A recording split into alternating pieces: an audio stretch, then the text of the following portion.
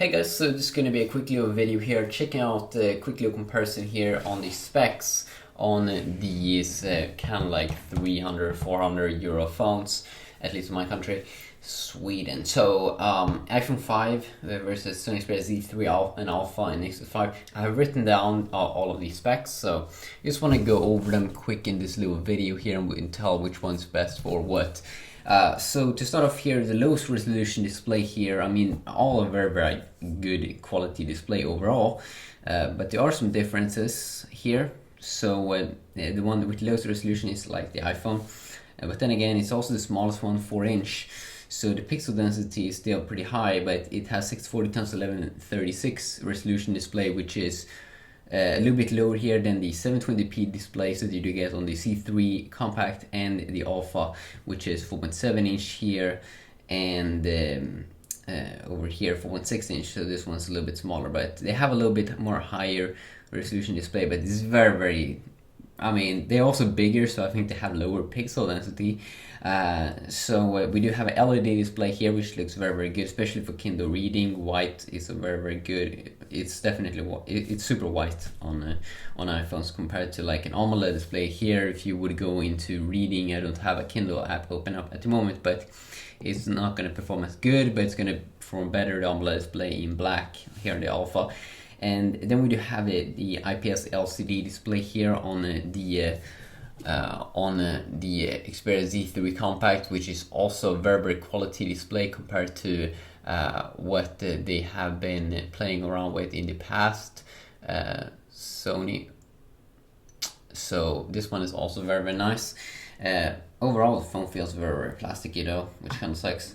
You do have a True HD IPS display, which I think is the most boring here display, but it's also high resolution here on the Nexus 5.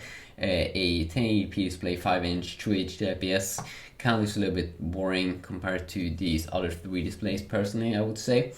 In terms of chipset, inside of these phones we have Apple's own Apple A6, which provides smooth performance on a dual-core 1.3 GHz processor.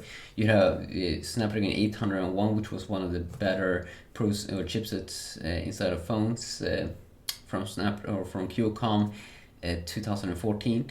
And here on Nexus 5 we have Snapdragon 800, which is a little bit older, but it's not that much lower than Snapdragon 801.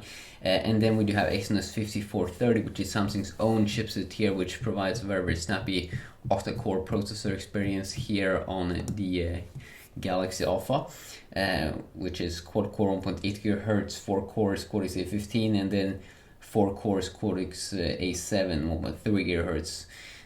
You do get quad-core 2.5 GHz here on the C3 Compact and 2.3 GHz quad-core in the Nexus 5. So they're also very identical. I mean, it's a little bit higher clock, but it can still be fun. I mean, this is a geek video. In terms of graphic processing unit, the iPhone definitely would be the best here with Modern Combat 5, Need for Speed No Limits, and all of those games.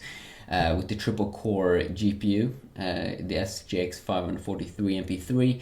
You do have the same Adreno 330 GPU inside the C3 Compact and inside of the Nexus 5, which provides a great experience, especially in like game-off games. And then in terms of like GTA games, the Mali GPU inside of the Galaxy Alpha is going to probably be one of the better ones, the T628 MP6 GPU. Also in terms of internal storage here, this is only, the Alpha is the only phone here which has like 32 gigabytes of storage usually, versus the iPhone here, which has been a flagship device, and the C3 Compact and Nexus 5, they usually comes with like 16 gigabyte variants. So that's a very nice little addition there to the Galaxy Alpha. In terms of camera, we have many very good cameras here, but the Sony is going to be the best here with like 20 megapixel camera.